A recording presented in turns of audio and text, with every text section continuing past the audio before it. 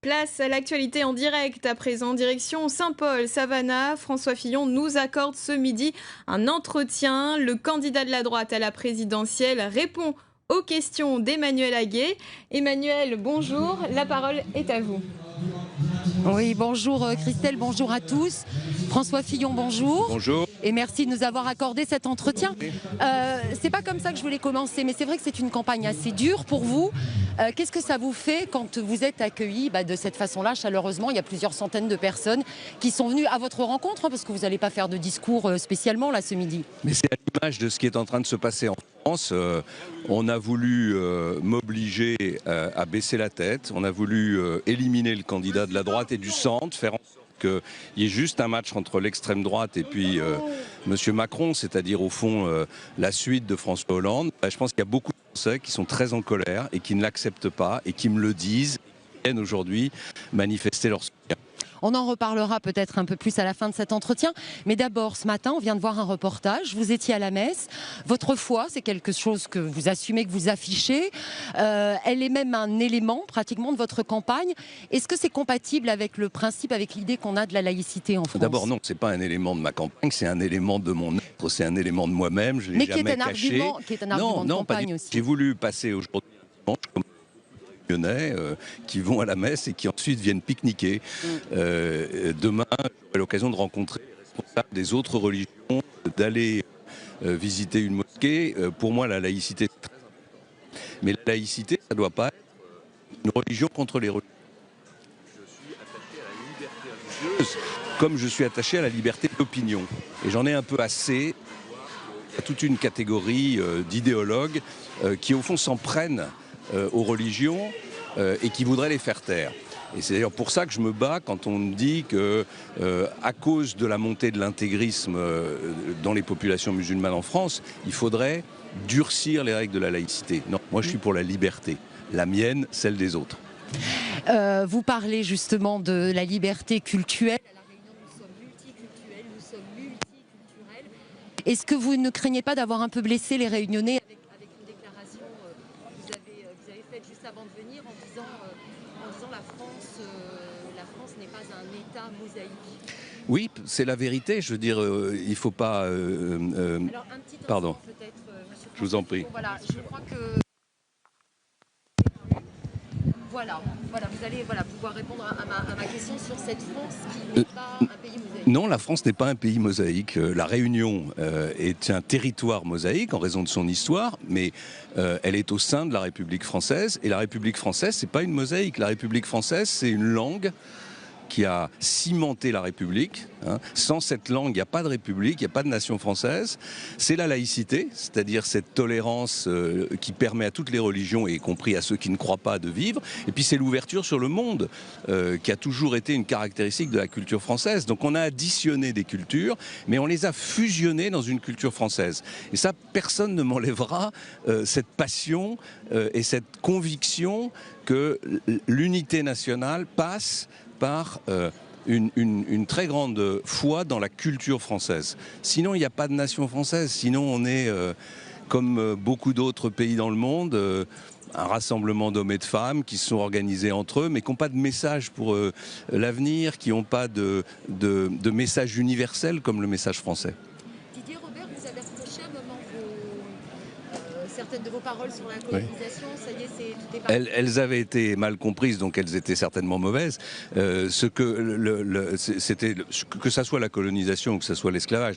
L'esclavage, c'est le crime le plus abominable qui ait jamais été commis par l'humanité.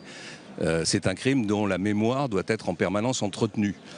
Mais c'est un crime qui concerne toutes les sociétés. Et c'est ça que j'ai voulu dire. C'est pas un crime qui concerne la France spécifiquement. Il n'y a pratiquement pas une société dans le monde, malheureusement, et une société dans l'histoire qui n'ait pas commis ce crime abominable de l'esclavage. Et donc ce que je demande, c'est que la France ne soit pas seule à être accusée de ce crime abominable, parce qu'on a besoin de rassembler les Français, pas de les diviser. Alors, on me signale que nous avons un petit problème de son, donc si vous le permettez, nous allons diffuser un reportage et on se retrouve juste après dans 1 minute 30. Voilà, nous vous prions de nous excuser pour ces petits problèmes de liaison. Nous reviendrons avec Emmanuel Aguet et François Fillon dans quelques minutes. François Fillon, un candidat dans la tourmente, venu reconquérir son électorat. Il prendra réellement l'ampleur de sa popularité sur l'île aujourd'hui, avec ce pique-nique déjà à Saint-Paul. Là-bas, les militants sont arrivés tôt pour ne rien rater de la rencontre. Sur place, Rabia Issa et Aurélie Constant. Ambiance Maloya pour un pique-nique pas comme d'habitude. Roulère, caillant, mais surtout bon manger au programme de ce meeting. Ils se sont déplacés en masse pour François Fillon avec un objectif, lui faire goûter aux saveurs locales. C'est pas un pique-nique comme d'habitude, là justement, là, nous, pas tout est là pour le rassemblement de M. Fillon. Voilà, mais tout le monde a profité de l'occasion, hein, faire un bon pique-nique, préparer un bon rogaille aussi, c'est un bon poulet massalé. Voilà, tranquille avec une bonne salade concombre. Et là, il est là en plus pour la politique, alors il mange, mais en même temps il cause la politique. Voilà, oui, en plus de la politique, hein, après, il connaît la politique, quelque chose quand même des avis, comment ça, partagés. Chacun donne son avis, mais voilà, t'as connu là juste pour écouter. Et voilà, tout simplement. On a déjà un avis ou? Ah, mon avis, pour le moment, il n'est pas encore fait. Mais même pas Jeff Fillon, même. Le pique-nique dominical, rendez-vous incontournable après la messe. Ici à Saint-Paul, les gens arrivent de tous bords, en famille et entre amis. Au menu, riz cantonné, rogaille d'acatine et politique. On a un meeting de pique-nique, l'organiser, nous est là pour le plaisir et la famille. Et aussi, il paraît pour recevoir le nouveau président, M. Fillon.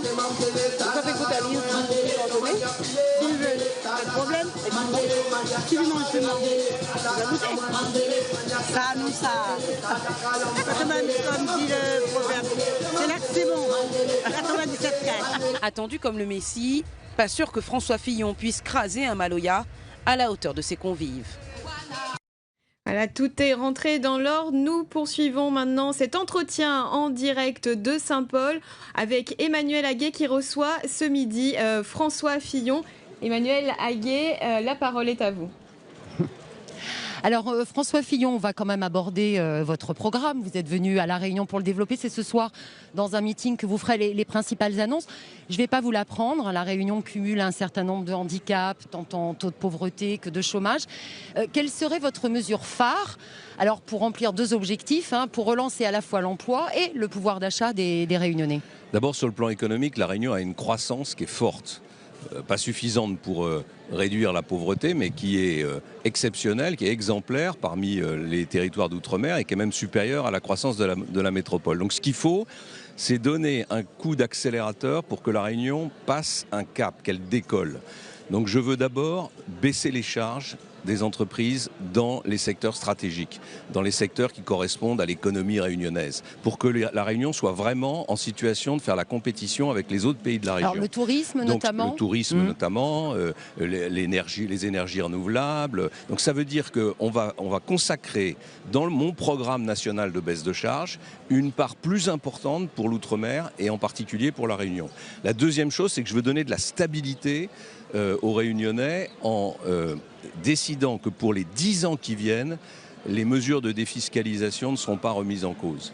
Et la troisième chose, c'est qu'il faut qu'on continue à investir dans les nouvelles technologies, dans la formation. Hier, j'ai visité une unité de stockage d'électricité qui correspondait d'ailleurs à un appel d'offres que j'avais lancé quand j'étais Premier ministre. On voit bien qu'il y a là une possibilité pour la Réunion très importante. Il y a le terminal gazier qui est cher à Jean-Paul Virapoulet. Il y a l'idée de faire de la Réunion un vrai hub au sein de l'océan Indien. Mais pour ça, il faut une volonté plus marquée de la part de l'État pour aider la Réunion à décoller. Ce qui aura un coût pour l'État. Ce qui aura un coût pour l'État, mais moi, ma philosophie, au fond, c'est moins d'impôts, moins de contraintes, parce que ça donne plus de croissance et à la fin, ça donne plus de ressources. Voilà. Et ce dont souffle, on voit bien que la France, depuis 25 ou 30 ans, a cherché en permanence à augmenter les impôts pour essayer de payer ses dettes, à augmenter les contraintes, et au bout du compte, le résultat est mauvais. On a plus de chômage que les autres, et notre dette ne s'est pas réduite. Donc, il faut changer de méthode. Et ma méthode aujourd'hui, c'est plutôt baisser les impôts, baisser les charges, baisser les contraintes pour permettre au génie français, et Dieu sait s'il y a beaucoup de génie à La Réunion, de capacité de création, de s'exprimer.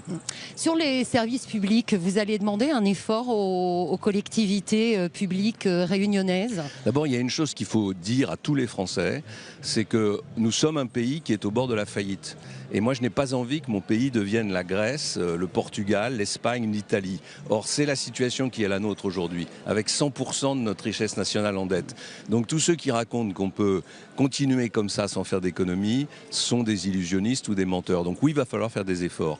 Mais je connais les handicaps de La Réunion. Et donc, ces efforts ne s'appliqueront pas de la même manière aux territoires d'outre-mer, aux départements d'outre-mer, à La Réunion. Par exemple, sur les effectifs publics, on va les stabiliser tant que l'économie réunionnaise n'aura pas fait le démarrage que j'évoque tout à l'heure.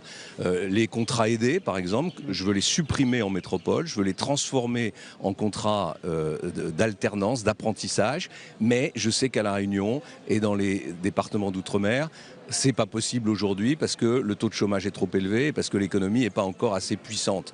Donc oui, il y aura une politique spécifique, plus attentive pour les territoires d'outre-mer, les départements d'outre-mer, pour les outre-mer. À ce propos, il y a quand même des inquiétudes bien particulières au sein du service hospitalier public avec des craintes de suppression de postes. Est-ce que c'est vraiment cette fonction publique-là qu'il faut réduire? Bien sûr que non. Ce qu'il faut réduire, c'est la bureaucratie. Voilà. On est dans un monde moderne avec des technologies numériques. Partout, on voit ces technologies numériques transformer les métiers. Le seul métier qui, pour l'instant, n'a pas vraiment été transformé par le numérique, c'est le métier public. Au fond, c'est les métiers publics.